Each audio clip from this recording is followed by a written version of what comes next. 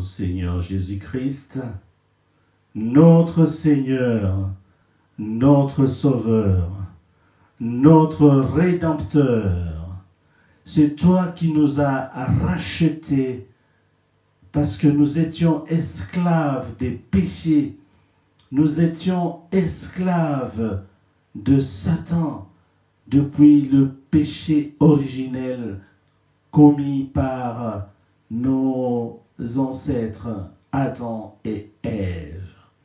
Et tu es venu, Seigneur, pour nous libérer, pour nous racheter.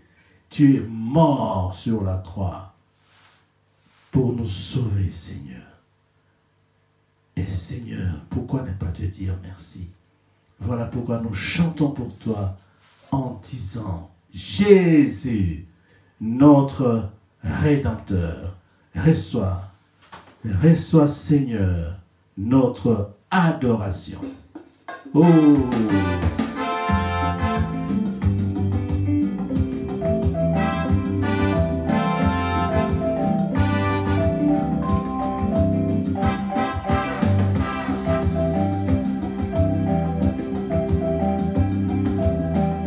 J'ai parfaitement compris que Jésus est venu pour sauver nos âmes, nous qui étions pécheurs. J'ai commis des péchés et il m'a pardonné. J'étais dans la souffrance, il ne m'a pas délaissé.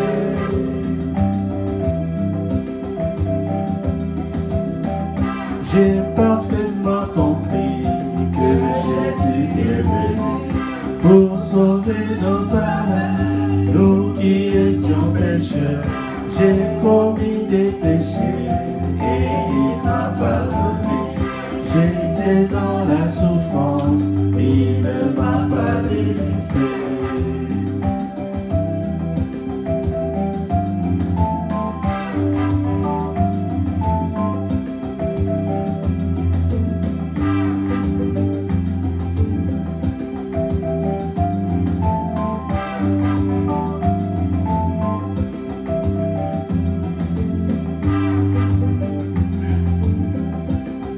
Oh mon salut est entre tes mains, oh mon Seigneur, oh, toi je mets ma confiance dans ma vie ici-bas.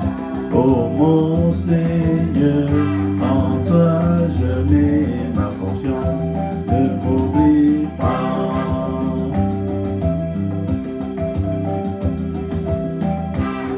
Oh mon salut est entre tes mains, oh mon Seigneur, en toi je mets ma confiance dans ma vie ici-bas.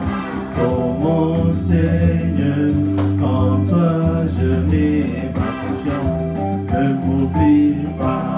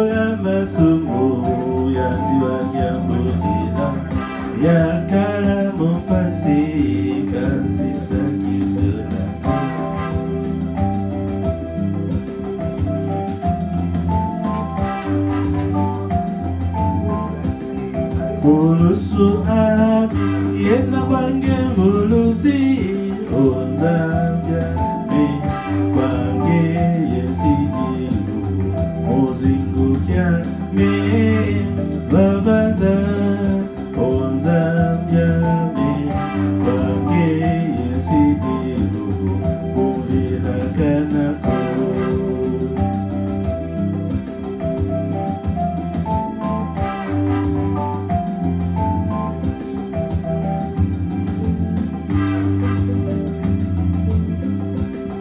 Bulusu ami yena kwange buluzi Zambia mi kwange yesidivu mozingu kyame bavanza Zambia mi kwange yesidivu kuvina kanako.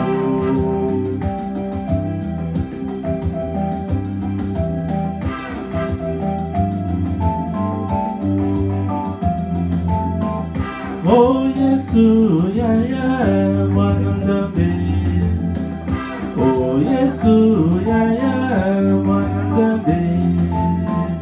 Oh Yesu, ya ya, mwana Nzambe. Mwana Nzambe, mwana Nzambe. Mwana Nzambe, mwana Nzambe. Mwana Nzambe, mwana Nzambe. Il est le Fils de Dieu, Jésus.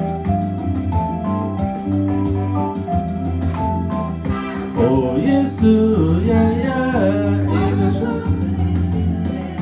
oh Yesu, ya ya, El Shaddai. Oh Yesu, ya ya, El Shaddai. Oh Yesu, ya ya, El Shaddai. El Shaddai, El Shaddai. El Shaddai, El Shaddai. El Shaddai, El Shaddai. Il est El Shaddai, le Dieu tout-puissant. Jésus, El Shaddai.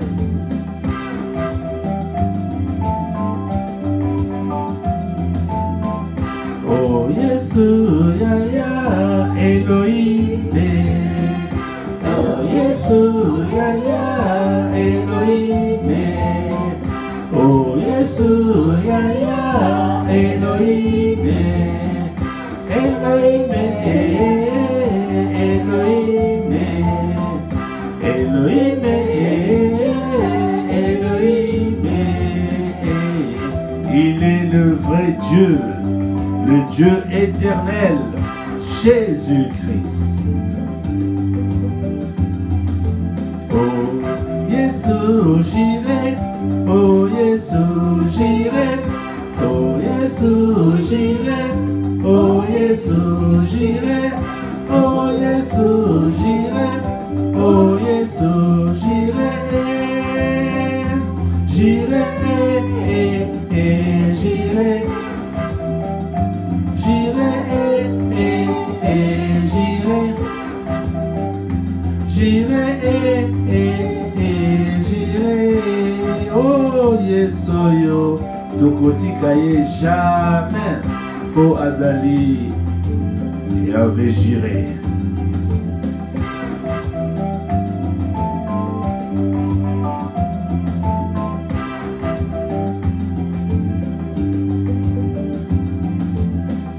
Oh Yesu Nisi, oh Yesu Nisi, oh Yesu Nisi, oh Yesu Nisi, oh Yesu Nisi, oh Yesu Nisi,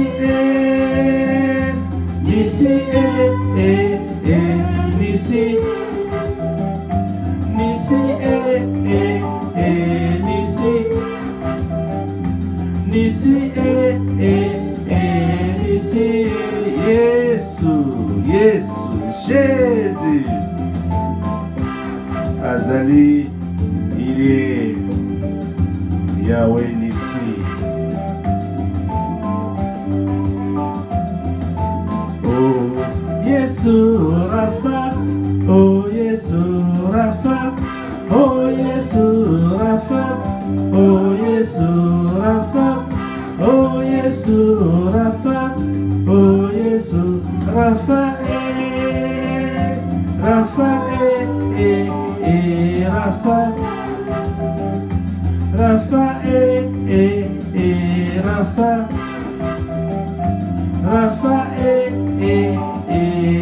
fae, Yesu akambolaka, Yesu abikisaka. Quelle que soit maladie, oyo ozali na yango, akobikisa yo. Même ba maladie oyo babengaka incurable, ye abikisaka yango. Po azali Yahweh Rapha. Jésus guérit toutes les maladies, même les maladies incurables. Crois seulement à la puissance du nom de Jésus.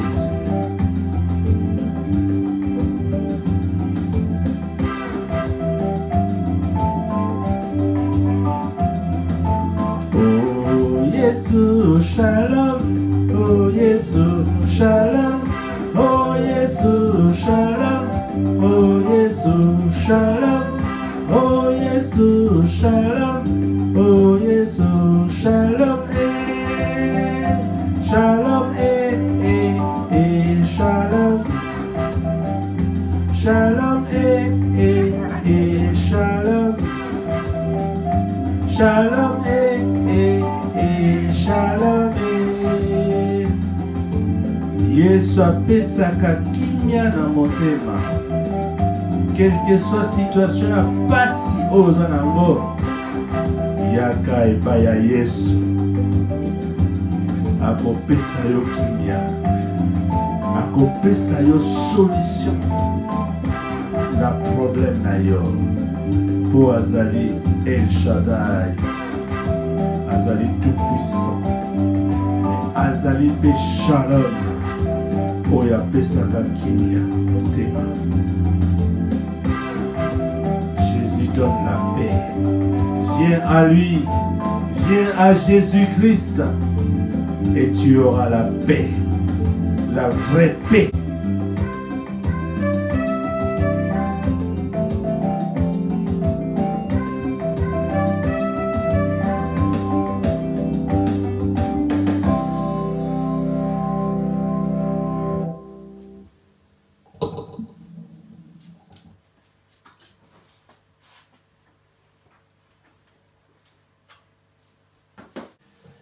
Mes frères et sœurs, je suis encore très heureux aujourd'hui de vous retrouver parce que l'Éternel nous aime tellement. Il nous a bénis, il nous a gardés sous ses ailes depuis dimanche passé jusqu'à aujourd'hui et nous voici encore devant lui. Gloire à l'Éternel, que son nom soit loué, magnifié, béni éternellement au nom de Jésus-Christ. Amen. Amen. Mes bien-aimés, dimanche passé, nous avons donc étudié la deuxième partie de notre étude sur le culte raisonnable qu'on peut rendre à l'Éternel. Nous avons passé donc en revue les 11 derniers conseils que l'apôtre Paul avait donnés aux Romains à l'époque. Et nous vous avons dit que ces conseils, il les donne à nous aujourd'hui. Mes frères et sœurs, nous avons dit que si nous voulons remercier Dieu pour tout ce qu'il a fait et continue à faire pour nous, si nous voulons faire plaisir, adorer, vénérer, honorer notre Dieu, ou simplement si nous voulons lui rendre un culte digne de l'Éternel, n'est-ce pas? Qu'est-ce qu'on peut lui offrir? Qu'est-ce qu'on peut lui offrir? L'apôtre Paul nous dit, offrons-lui notre corps vivant pendant que nous sommes encore en vie. Et un corps vivant spirituellement, un corps qui est sain et agréable. C'est ce qu'on peut offrir à Dieu. Mes frères, permettez-moi d'ouvrir une parenthèse. Ok? Je voulais dire aussi, en fait, Dieu, il a tout. Je vous ai dit, hein, les étoiles, la lune, les planètes, toutes les planètes appartiennent à Dieu. Quand on prend seulement l'exemple des étoiles, les scientifiques ont dit, je vous l'ai dit aussi, que le nombre des étoiles ou des toiles est supérieur au nombre des grains de sable sur la terre. Imaginez le nombre d'étoiles que Dieu a et combien coûte une étoile. Personne ne peut évaluer. Donc en fait, Dieu n'a pas besoin de lui-même, de l'argent, notre argent. De toute façon, c'est lui qui nous donne l'argent que nous avons. Tous les milliardaires appartiennent à Dieu, n'est-ce pas? Tout l'argent de tous les milliardaires appartient à Dieu. Voilà. Mais si nous donnons l'argent à l'Église, c'est pour développer l'œuvre de Dieu. Je vous ai dit que j'ouvre une parenthèse parce que beaucoup ne comprennent pas encore cela. L'Église, ce n'est pas pour faire le commerce, non. Et ça, je l'ai dit, je m'oppose à cela. Le pasteur n'est pas là pour faire du commerce. Je l'ai déjà dit plusieurs fois. Mais Jésus-Christ nous demande de donner simplement, comme cette dame qui était pauvre. Mais il a donné discrètement. Les messieurs qui donnent discrètement à Dieu. Donner discrètement à Dieu. Ce n'est pas pour rendre le pasteur riche, pour flatter les pasteurs. Non. Tu donnes pour que l'Église ait les instruments, ce qu'il faut pour louer Dieu, adorer Dieu, pour avoir une place digne de louer Dieu, une place, une salle propre, un endroit propre pour louer Dieu. Tu donnes l'argent en pensant à faire plaisir à Dieu. Franchement, nous, c'est ce que nous faisons. Et quand tu donnes l'argent simplement, sans arrière-pensée, on n'achète pas les dons, la prophétie, tout ça, la guérison, on ne les achète pas, mes frères et sœurs. La bénédiction, ça ne s'achète pas. N'écoutez pas toutes ces personnes qui disent « donne-moi l'argent pour te bénir ». Non, non, non, non, non. On n'achète pas. Dieu nous donne gratuitement et nous devons donner aussi gratuitement. Tous les dons de Dieu, tous les services de Dieu, ce sont des services gratuits, mes frères et sœurs. Toi, tu donnes ton argent simplement pour participer à l'œuvre de Dieu, à l'Église, au développement de l'Église de Dieu sur la terre, mes frères. Et quand tu donnes sincèrement, Dieu n'est pas ingrat, il te le rendra. Voilà, mes frères, simplement. Dieu n'a pas, Jésus-Christ lui-même n'a pas interdit, même la dîme, hein, dont on parle souvent, il n'a pas interdit. Mais il a dit, ce n'est pas que la dîme qui compte. Tu peux donner ta dîme, c'est très bien, Dieu te bénit, ça c'est sûr, Dieu te bénira. Mais, n'oublie pas, le plus important, c'est de vivre dans la sainteté.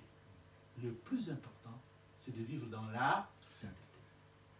Donc, une fois de plus, Jésus n'a pas interdit la dîme, mais il a dit, ce n'est pas ça, il n'y a pas que ça, il n'y a pas que la dîme. Mais pensez aussi à vivre dans la sainteté. C'est ça qui nous conduira au ciel. Tu peux donner ta dîme, mais si tu vis dans le péché, tu n'iras pas au ciel. C'est une parenthèse, mais attention, attention, ne soyez pas égoïste envers l'Église de Dieu. Ne soyez pas égoïste, donnez, et vous verrez, essayez.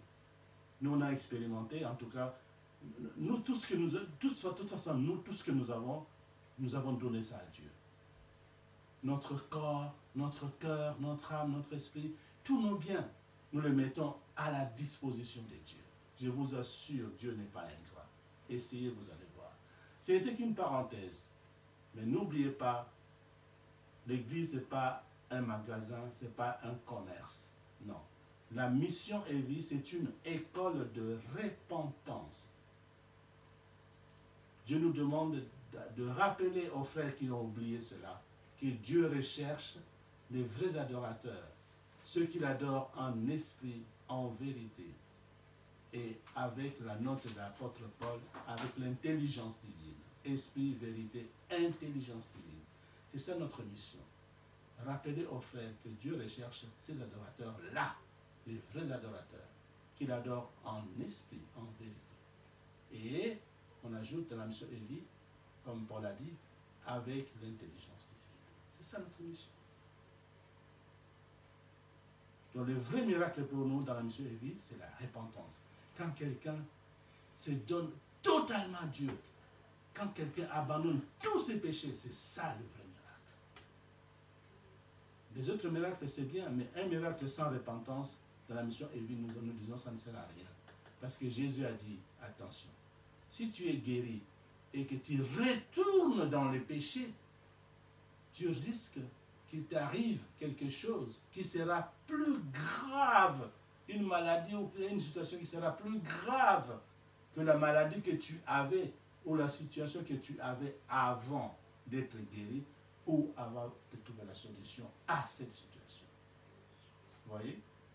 Mais à quoi ça sert d'être guéri pour après retomber encore plus malade qu'avant la guérison? Donc cette guérison-là, sans repentance, pour nous dans la mission Evie, est inutile. La mission Evie n'est pas un hôpital où quelqu'un vient, on le soigne, il trouve la solution, après il retourne dans le péché. Après il revient encore, il pêche encore, on prie pour lui, il guérit, il retourne encore dans le péché. Non, non, non. La mission Evie veut une guérison rentable, c'est-à-dire une guérison suivie définitivement de la repentance. Tu es guéri, reste dans le Christ, reste dans Jésus-Christ, reste soumis à notre Maître Jésus-Christ, reste fidèle au commandement de Dieu. Là, nous sommes sûrs que tu ne retomberas plus dans une situation gravissime. C'est ce que Jésus-Christ a dit. Donc, pour nous, la mission est dit, la vraie guérison, c'est la repentance. C'est la guérison de l'âme spirituelle, d'abord. Et la guérison physique suivra automatiquement. Il faut d'abord guérir spirituellement. Permettez-moi d'insister là-dessus. Parce que souvent, les gens vont à l'église pour trouver une solution à un problème. Et quand ils ont la solution à leur problème, ils retournent dans le péché. Non, non, non. Tu as trouvé la solution à ton problème, reste fidèle à Jésus-Christ. Jusqu'à la fin de ta vie. C'est ce que nous demandons. C'est ça notre mission Evie. Reste une vraie adoratrice de Dieu. Un vrai adorateur, une vraie adoratrice. Celui ou celle qui adore Dieu en esprit, en vérité et avec intelligence divine. Je ferme la parenthèse. Revenons à notre sujet d'aujourd'hui. Donc, je disais que la fois passée, nous avons donc parlé de ce qu'on doit offrir à Dieu. C'est notre corps, mais pas n'importe quel corps. Un corps sain et agréable, un corps vivant, qui vit spirituellement et physiquement. Parce qu'un corps mort ne peut pas servir Dieu, c'est fini. Il faut servir Dieu maintenant que tu es encore en vie. En résumé, l'apôtre Paul nous dit que si nous voulons avoir un corps vivant, sain, agréable, utilisons-le en ne faisant que ce qui est bon. Parce que c'est le corps qu'on va offrir à Dieu. Donc pour que ce corps soit sain, agréable à Dieu, utilisons ce corps, utilise tes yeux pour regarder que des choses bonnes. Utilise tes oreilles pour n'écouter que ce qui est bon, la bonne musique, pas n'importe quelle musique. Utilise tes pieds et tes jambes pour aller dans des endroits qui sont bons pour les enfants de Dieu, par exemple l'église, pas n'importe où on commet des péchés. Un enfant de Dieu ne peut pas amener son corps là où il y a les prostituées, là où il y a des gens font n'importe quoi. Non. Utilise tes pieds et tes jambes pour venir à l'église. Pour aller au travail, c'est normal. Pour avoir le pain, Dieu a dit qu'il faut travailler, c'est normal. Mais il ne faut pas amener ton corps n'importe où. Voilà ce que l'apôtre Paul nous demande aujourd'hui. Et quand Dieu verra que ton corps est sain et agréable à ses yeux, il va l'utiliser comme il a utilisé le corps de Moïse. Dieu pouvait envoyer des anges pour libérer les enfants d'Israël. Mais il a utilisé le corps de Moïse. Parce qu'il a trouvé que ce corps était agréable devant ses yeux. Voilà ce qu'on peut offrir à Dieu. Notre corps vivant, sain et agréable. Si tu veux, mon frère, si tu veux, ma soeur, que Dieu utilise ton corps si tu veux que Dieu utilise ton corps, tu sais ce qu'il faut faire. Il faut faire tout pour que ton corps devienne saint et agréable à Dieu, avec l'aide du Saint-Esprit. Voilà, mes frères et sœurs, en résumé, c'est dont nous avons parlé la fois passée. Donc nous avons 15 conseils, nous avons vraiment étudié 15 conseils. L'apôtre Paul nous a donné 15 conseils que nous mettrons bien sûr sur les réseaux sociaux. Vous pouvez les réécouter, ces 15 conseils, pour que notre corps soit saint, agréable à Dieu, et pour que Dieu accepte de nous utiliser. C'est merveilleux quand Dieu utilise ton corps. C'est merveilleux. Tu changes complètement de vie. Alors je vous encourage, je vous exhorte à obéir, à pratiquer les 15 conseils que l'apôtre Paul nous a donnés. Bien, comme je viens de dire, c'est un bref rappel de notre dernier enseignement. Mes bien-aimés, aujourd'hui, l'Esprit Saint a mis dans notre cœur de vous parler des enfants de Dieu, les vrais enfants de Dieu, et bien sûr le contraire, les enfants du diable. On va parler de ces deux enfants, enfants de Dieu, enfants du diable. Ça, c'est le titre ou le nom de l'enseignement. Et le sujet est le suivant. Comment reconnaître les enfants de Dieu et les enfants du diable? Et comment reconnaître qu'une personne aime les enfants de Dieu ou pas?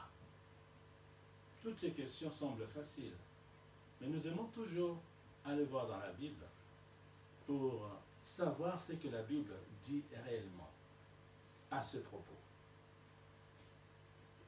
Comment reconnaître les enfants de Dieu et les enfants du diable, et comment reconnaître qu'une personne aime les enfants de Dieu ou pas? Mes bien-aimés, tous les chrétiens disent qu'ils sont enfants de Dieu. Ah oui, tous les chrétiens, les chrétiennes, nous disons tous, je suis enfant de Dieu. Mais la Bible nous dit de ne pas être naïf. Il ne faut pas croire que quand quelqu'un dit je suis enfant de Dieu, que voilà, tu l'acceptes comme ça. Non. La Bible nous dit, ne soyez pas naïfs, n'acceptez pas n'importe quoi. Comme ça, gratuitement comme ça, sans vérification, sans analyse. Non. Il ne faut pas être naïf. La Bible nous demande par contre d'être prudent et d'avoir le discernement, le don de discerner le bon, le bien et le mal. C'est ça le travail d'un enfant de Dieu. Un enfant de Dieu est toujours prudent. Devant une personne, n'importe quelle personne, il est prudent. Il utilise le don du discernement. Comment? En demandant simplement à l'Esprit Saint de Dieu de l'aider à voir clair dans une situation ou dans une autre. Avoir clair par rapport à la personne devant laquelle il est, ou la personne avec laquelle il parle. Il négocie. Il demande toujours l'aide de l'Esprit Saint, le discernement. Il est donc très important de savoir d'abord qui sommes-nous. Ça doit commencer par toi-même d'abord, mes frères et sœurs. Avant de vouloir chercher qui est l'autre qui est devant toi, qui est la personne qui parle avec toi, tu dois déjà commencer par te connaître toi-même. Qui suis-je moi? Qui suis-je moi? Est-ce que je suis vraiment un enfant de Dieu ou pas? Il faut commencer par là.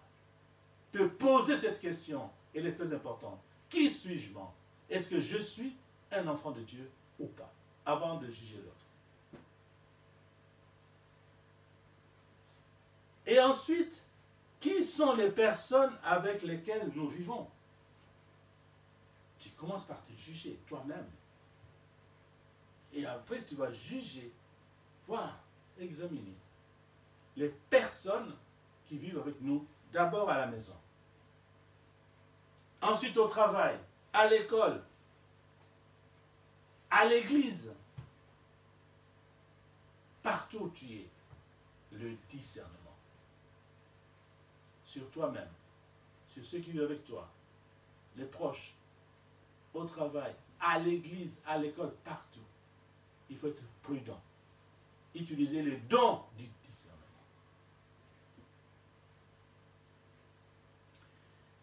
Parce que pour nous faire du mal ou pour tuer notre âme, n'est-ce pas? Satan utilise souvent les personnes qui nous entourent. Et même les personnes qui mangent avec nous, nos proches. Il y a beaucoup d'exemples là-dessus. Même sur le plan politique, on vous suivez bien.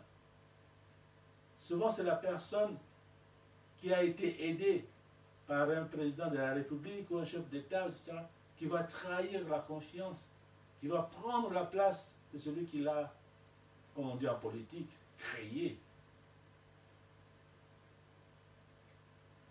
Souvent, c'est ça, malheureusement. Souvent, c'est les personnes que tu as aidées qui vont te trahir, qui vont te faire du mal, que Satan va utiliser pour te faire du mal. Souvent. Alors, soyons pas naïfs. Même à l'église, Satan, il est là. Je ne sais plus qui l'a dit. La personne qui est plus régulier à l'église, c'est Satan. Parce qu'il vient chercher ses clients. Alors, il faut prier pour mettre des barrages, des barrières. C'est pourquoi nous prions avant les cultes. Pour que Dieu mette des anges, des archanges autour du lieu où nous sommes. Pour empêcher que Satan et ses démons viennent. Mais quand vous laissez la porte ouverte comme ça, pas seulement la porte de l'église, surtout de nos cœurs. Qui est dans ton cœur? Et tu vas venir avec toutes ces saletés. Alors il faut prier. Soyez pas naïfs. Priez pour que Dieu mette des barrages. Sa lumière qui chasse Satan et ceux qui servent Satan. C'est ça, la prudence. Avant le culte, priez pour que tout ce monde avec leur saleté ne vienne pas. Pour que ces démons-là ne rentrent pas dans l'église. Il faut prier, protéger l'église. Il ne faut pas être naïf.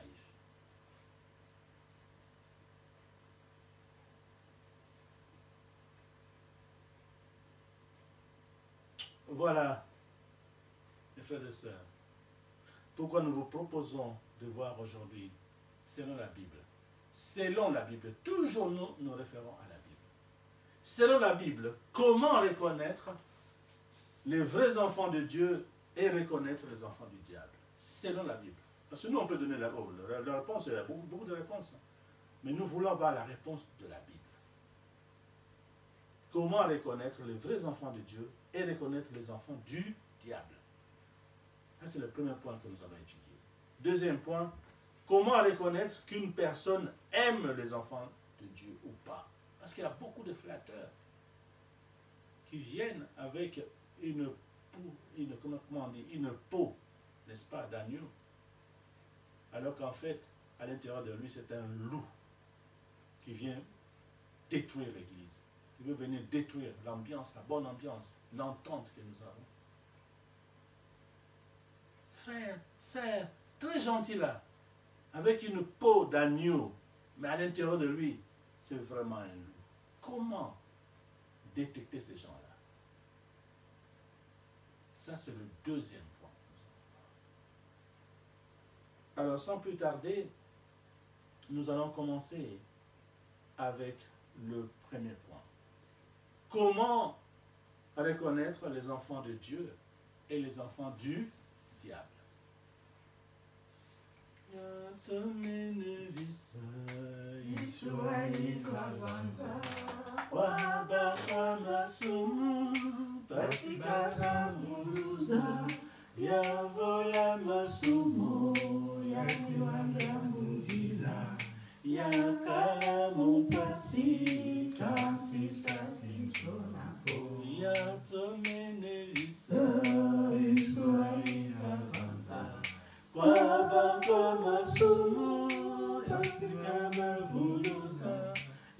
vola masumu, yangambudila, yakala mukasi, kasi sasintuna, pulusu abi, ena kwange volosi, uzamyame, kwange yesidi, muzimu kyame, vavanza, uzamyame, kwange yesidi,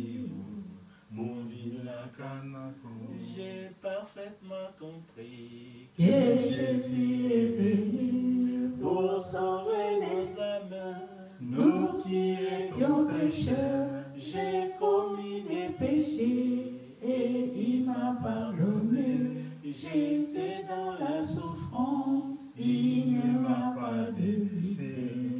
Oh mon salut est entre tes mains. Oh mon Seigneur, en toi je mets ma confiance. Dans ma vie ici-bas, oh mon Seigneur, en toi je mets ma confiance. Ne m'oublie pas. Oh Seigneur, ne nous oubliez pas. Nous mettons toute notre confiance en toi, Seigneur. Toute notre confiance, nous l'avons mise en toi. Parce que toi, Esprit Saint de Dieu, tu connais les profondeurs, tu connais le cœur des gens. Même les pensées qui sont encore dans le cœur des gens, tu les connais, tu peux le lire. Voilà pourquoi nous tournons vers toi aujourd'hui, pour nous dire comment reconnaître les vrais enfants de Dieu et comment reconnaître les enfants du diable. Et pour cela, nous allons lire ta parole qui est écrite dans la première épître de Jean au chapitre 3, verset 10. Alors, mes frères et sœurs, je vous invite poliment à nous lever pour accueillir la parole de Dieu. Merci. Et nous demandons à notre sœur Rosalie de nous lire la parole de Dieu.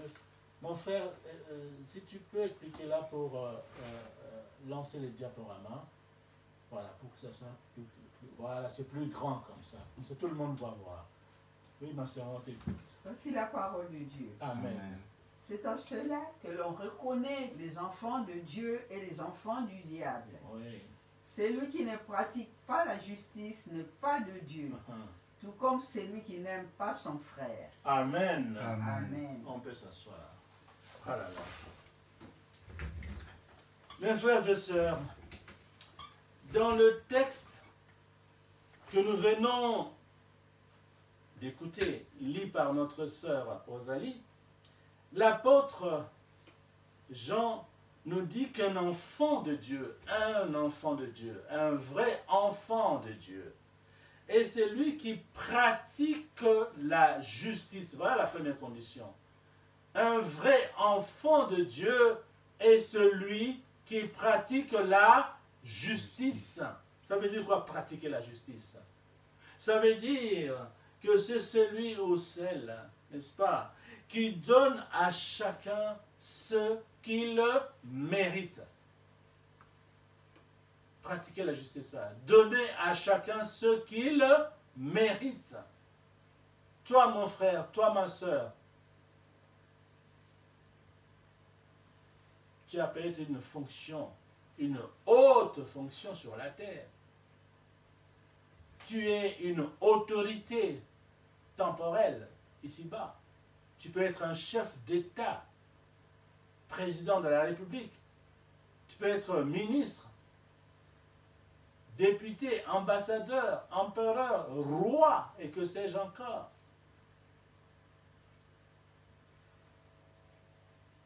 Pose-toi la question aujourd'hui. Quelle que soit la responsabilité que tu as, même un chef de service, un chef de section dans une entreprise, papa, maman, et même les enfants. Pose-toi aujourd'hui la question suivante. Est-ce que je donne à chaque personne qui vit avec moi à la maison, au travail, à l'école, partout? Est-ce que je donne à chaque personne qui vit avec moi, qui est autour de moi, ce qu'il mérite? Est-ce qu'il n'y a pas d'injustice, vous les autorités?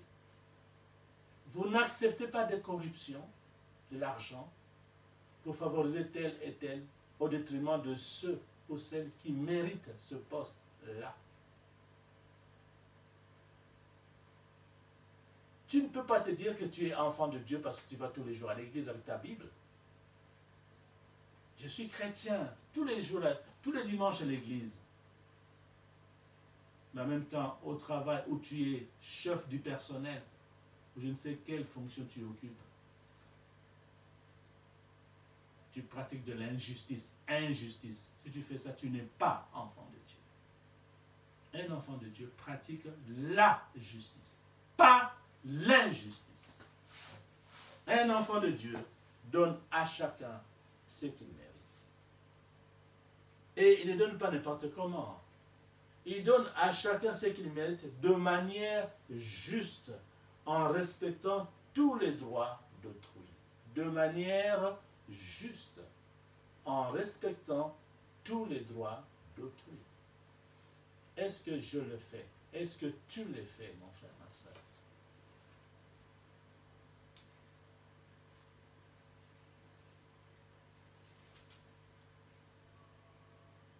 Voilà ce que nous dit l'apôtre Jean. Et il dit aussi qu'un enfant de Dieu est celui qui aime son prochain. Nous avons déjà expliqué plusieurs fois. Aimer Dieu, c'est respecter ses commandements. Aimer son prochain, c'est quoi? C'est ne pas faire à l'autre ce que tu ne veux pas qu'on te fasse. Le mal que tu ne veux pas qu'on te fasse, ne le fais pas pour l'autre. C'est aussi simple que ça. Mais ce que tu aimes bien qu'on te fasse et qui est conforme à l'amour de Dieu, fais-le aussi à l'autre. C'est aussi simple que ça.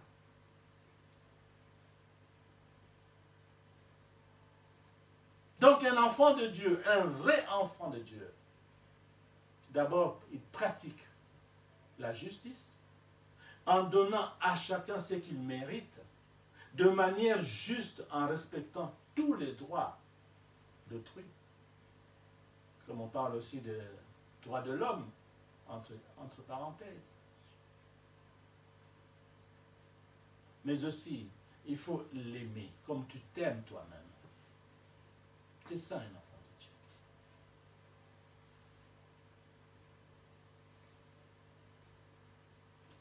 Donc, si nous voulons devenir de véritables enfants de Dieu, l'apôtre Jean nous demande d'être justes.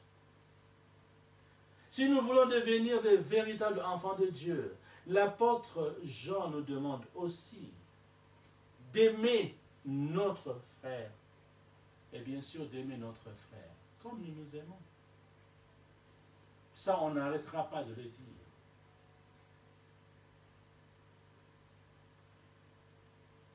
Voilà le premier point. Le moyen que l'apôtre Jean nous donne pour reconnaître un vrai enfant de Dieu. En commençant par nous-mêmes.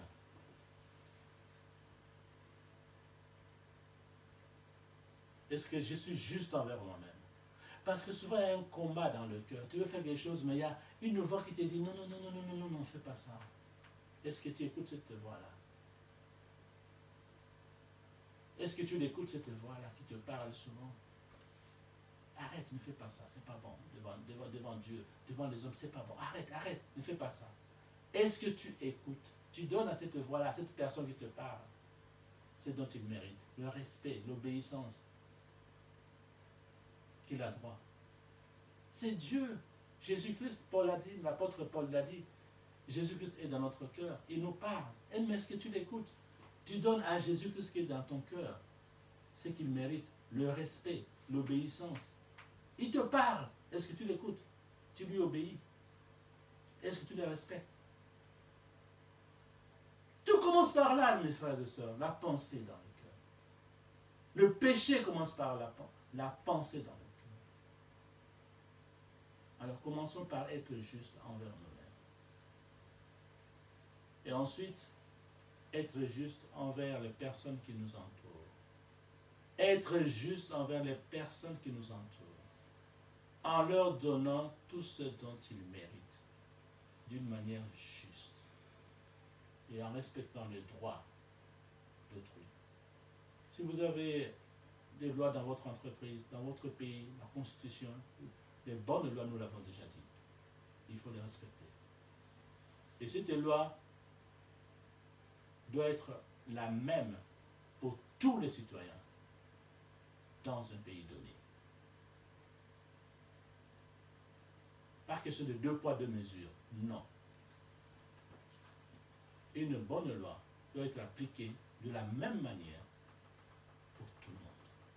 Pour tout le monde. Toi qui es dépositaire de l'autorité de l'État, pratique la justice. Si tu ne pratiques pas la justice, tu n'es pas un enfant de Dieu. Tu as beau dire que tu es chrétien, chrétienne, mais si tu ne pratiques pas la justice, tu n'es pas un enfant de Dieu. Si tu n'aimes pas ton frère, ta soeur, la personne qui est à côté de toi, comme tu t'aimes toi-même, tu n'es pas un enfant de Dieu. C'est triste de le dire, mais dans ce cas, on dira que tu es un enfant du diable. Voilà, mes frères et sœurs, les moyens que la Bible nous donne pour reconnaître qui est enfant de Dieu et qui est enfant du diable. La justice, l'amour. La justice, l'amour. La justice et l'amour du prochain. Passons au deuxième point. Comment reconnaître qu'une personne aime les enfants de Dieu? Là aussi, nous sommes allés chercher la réponse dans la Bible. Une fois de plus, avec tout le respect que nous devons à notre Dieu, qui est la parole qui était au commencement, la parole qui était Dieu, la parole qui a tout créé, je vous invite humblement, une fois de plus, avec beaucoup de respect, de nous lever pour accueillir la parole de Dieu. Et nous allons lire dans 1 Jean, chapitre 5, verset 2. Nous recevons de nouveau notre sœur Rosalie pour la lecture. C'est la parole de Dieu. Nous reconnaissons que nous aimons les enfants de Dieu au fait que nous aimons Dieu et respectons ses commandements. Amen. Amen. Amen. Et voilà. Donc, ne vous faites pas berner, séduit par n'importe qui vient à l'église, qui se dit frère et sœur. C'est comme s'il aimait les frères et les sœurs. Mais examinez ce frère et sœur. Hein? Examinez ces frères et sœurs. Comment ils se comportent. Parce qu'ici, l'apôtre Jean nous dit, nous reconnaissons que nous aimons les enfants de Dieu au fait que nous aimons Dieu et respectons ses commandements. Un frère ou une sœur qui vient à l'église peut vous dire qu'il t'aime, mon frère, qu'il t'aime, ma sœur. Attention. Je vous l'ai déjà dit, je crois. Il y en a qui viennent à l'église juste pour trouver une femme, pour se marier, et pour résoudre un certain problème, etc. Mais en fait, ils n'aiment pas les enfants de Dieu. Ils n'aiment pas. Et comment savoir? Il ne faut pas toujours chercher que Dieu vienne te parler à l'oreille. Tout ça, oui, c'est bien aussi. Il peut le faire. Mais si la réponse est déjà dans la Bible, là, il suffit de lire la Bible, il y a la réponse. Et aujourd'hui, la Bible nous donne le moyen pour reconnaître qu'un frère, une sœur aime les autres frères, les enfants de Dieu ou pas. Comment? Mais il suffit de surveiller le comportement de ces frères et sœurs.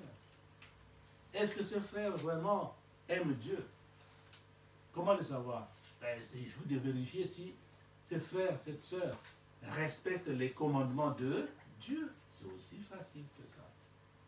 On reconnaît un arbre par ses fruits. Alors, les sœurs, les frères, soyez prudents, surtout ceux qui ne sont pas encore mariés. Ah, Asa gentil, hein? Oui, c'est bien, Asa gentil. Il est gentil, hein? Elle est gentille, elle est toujours à l'église. Il est toujours à l'église, hein? C'est un frère qui prie avec nous, c'est une sœur qui prie avec nous. Oui, mais ça ne suffit pas. Il faut aller plus loin. Même chercher à savoir comment ses frères, comment cette sœur vit chez lui. S'il est chez ses parents ou s'il est chez lui. Cherchez à savoir. Ah oui, il ne faut pas être naïf. Parce que quand on s'engage dans un mariage, après c'est compliqué. Hein. Si c'est un frère qui n'est pas encore un vrai adorateur de l'Éternel, c'est difficile après. Hein. Ça peut se résoudre parce que Dieu est tout puissant. Mais après combien d'années? Des souffrances. Pourquoi chercher à avoir le plafond sur la tête, ma frère et soeur? Pourquoi? La Bible nous donne les moyens. Pourquoi la Bible nous donne ces moyens-là? C'est pour que nous les utilisons. Afin de rendre notre vie paisible. Il ne faut pas t'engager pour t'engager. Parce que tu as envie tout simplement de te marier. Et voilà, là, le premier venu, oui, je suis d'accord, je t'aime. Ah, attention. Dans ce sujet-là, ces problèmes-là,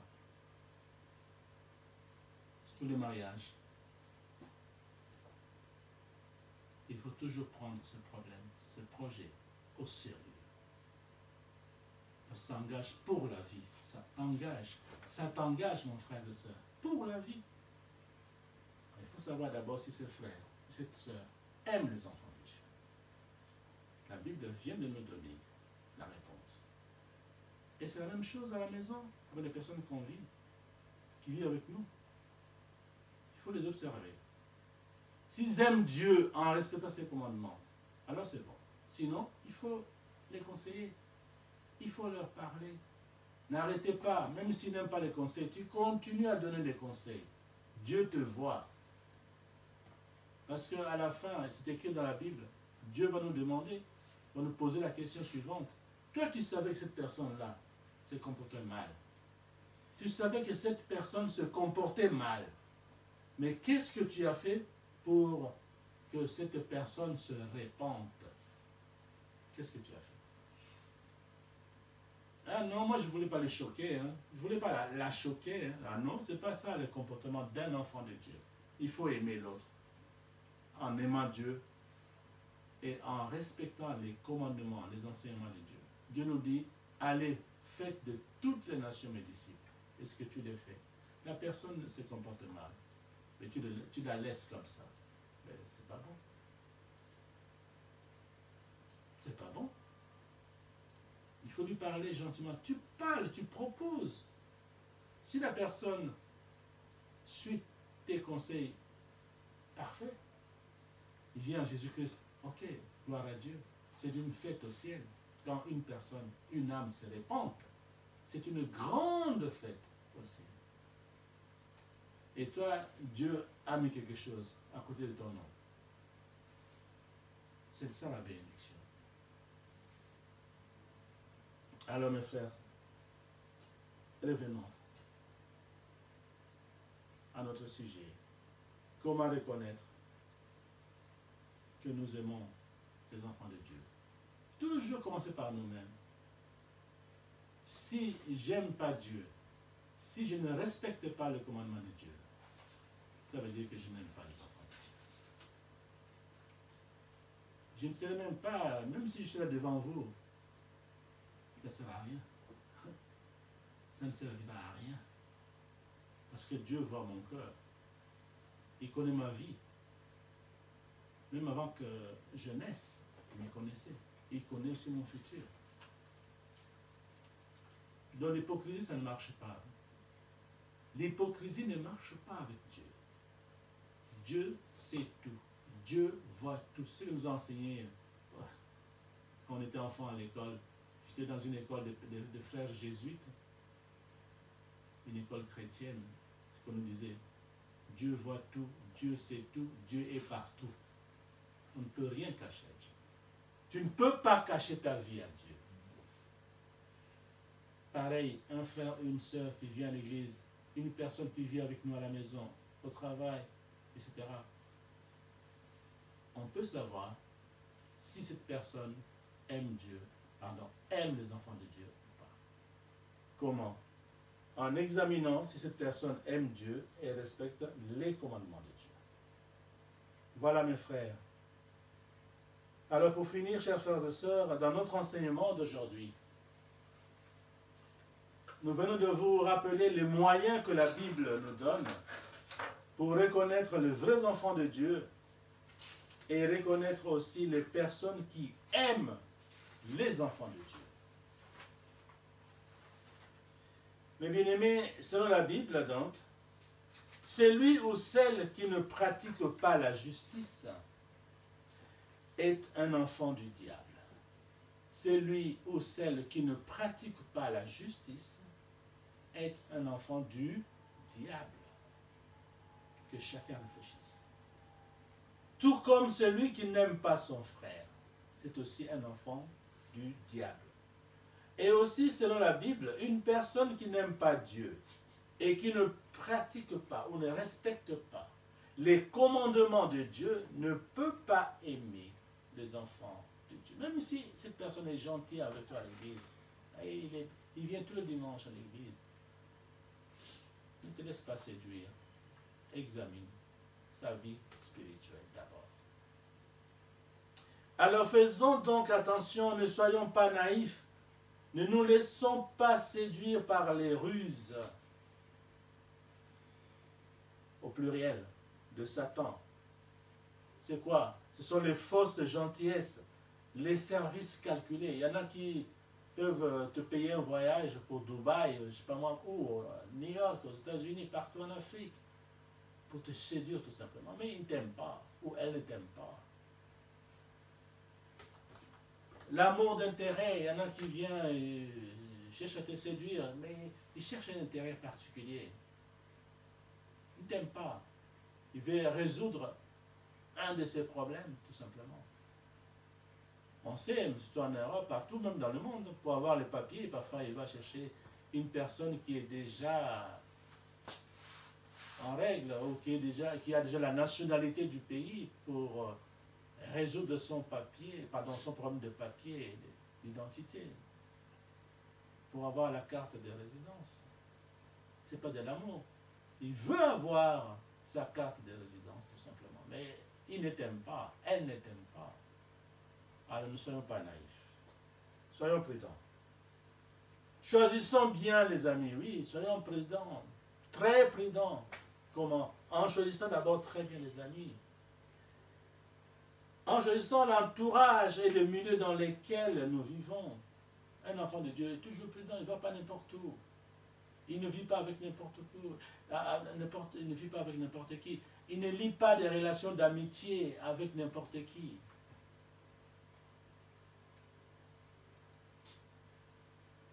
Pourquoi être prudent comme ça? Mais bien sûr, c'est pour que nous ayons une vie heureuse, n'est-ce pas? Et surtout, pour sauver notre âme. Mes frères et sœurs, je tape parfois un peu le coup de marteau sur le cou, surtout pour les mariages. Faites attention. Nous, moi et ma sœur, je la bénis parce qu'elle m'aide beaucoup dans ce travail de Dieu. Souvent, Dieu nous envoie des familles. Nous travaillons beaucoup pour aider les frères et sœurs à vivre heureux dans leur mariage. Je vous assure, s'il n'y a pas l'amour de Dieu, l'amour du prochain dans le mariage, c'est pénible. Je vous le dis en connaissance de cause. Alors je vous préviens, vous qui n'êtes pas encore mariés, pratiquez l'enseignement d'aujourd'hui. Soyez pas naïfs. Cherchez d'abord à savoir si la personne avec qui tu veux te marier, si cette personne pratique la justice. Cherche d'abord à savoir si cette personne pratique la justice. Nous venons de vous donner la signification. C'est quoi pratiquer la justice? Nous venons de le dire. C'est donner à chacun ce dont il mérite. C'est pourquoi il y a la période de fiançailles. Pour voir déjà si cette personne te donne ce que tu mérites, le respect que tu mérites déjà, comment il te parle, comment il agit. C'est ça la période de fiançailles. Et poser la question à l'Esprit Saint, est-ce que c'est lui vraiment mon mari que tu as choisi? Ne choisis pas physiquement. Appuie-toi sur la Bible, l'enseignement d'aujourd'hui. On ne choisit pas le futur époux, la future épouse, physiquement, s'il vous plaît. S'il vous plaît. Je vous l'ai dit en connaissance de cause. Beaucoup de couples souffrent.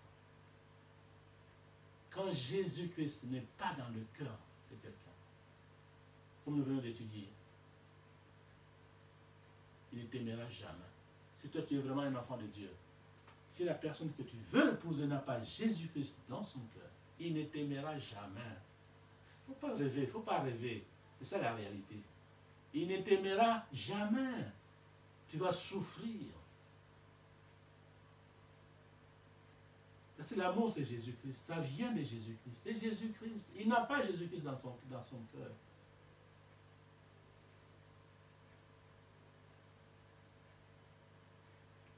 Vraiment que l'Esprit de Dieu vous aide à accepter l'enseignement d'aujourd'hui, à comprendre l'enseignement d'aujourd'hui, et à le mettre en pratique pour que nous soyons tous heureux et surtout pour sauver notre âme. Et que l'Éternel bénisse ta parole par le saint et puissant nom de Jésus de Nazareth. Amen. Amen. Seigneur Jésus-Christ, reçois notre adoration qui vient du fond de notre cœur. Merci.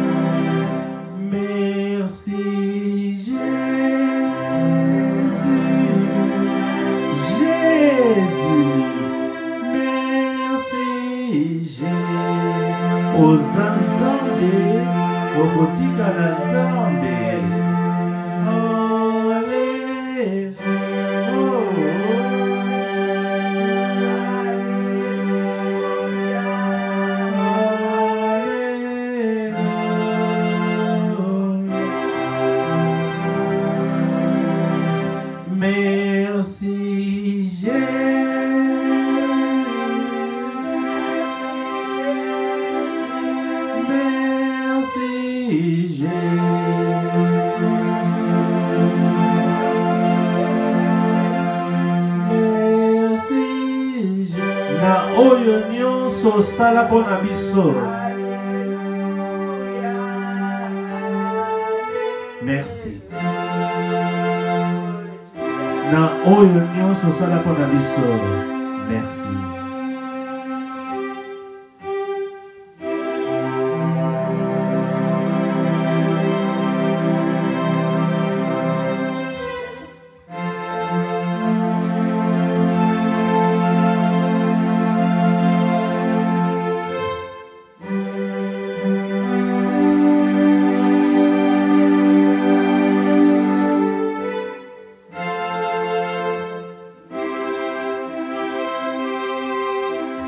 Nous t'élèvons,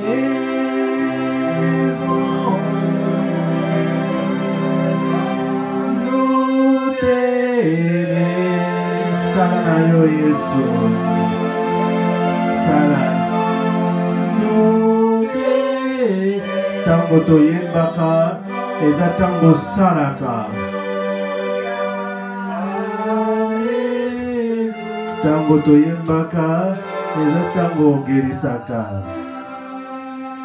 Nous t'élèvons,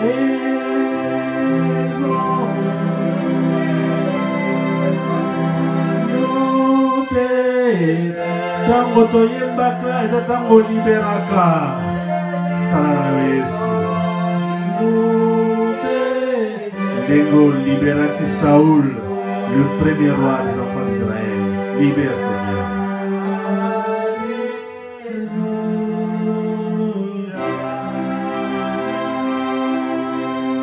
Nous t'exaltons,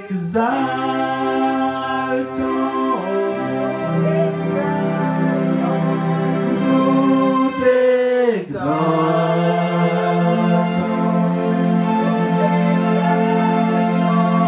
nous t'exaltons.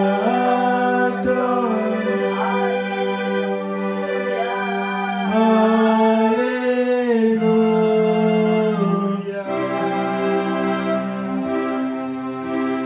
Nous te louons,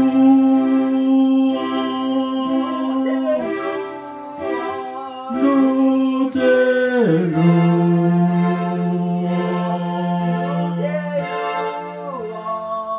nous te louons.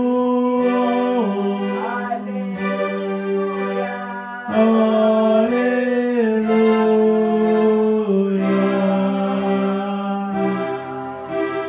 Nous te louons,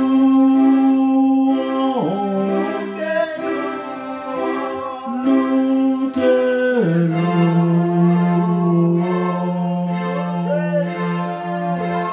nous te louons.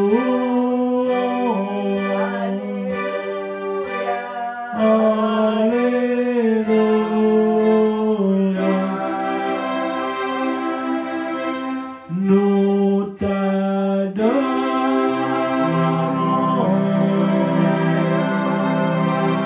nous t'adorons.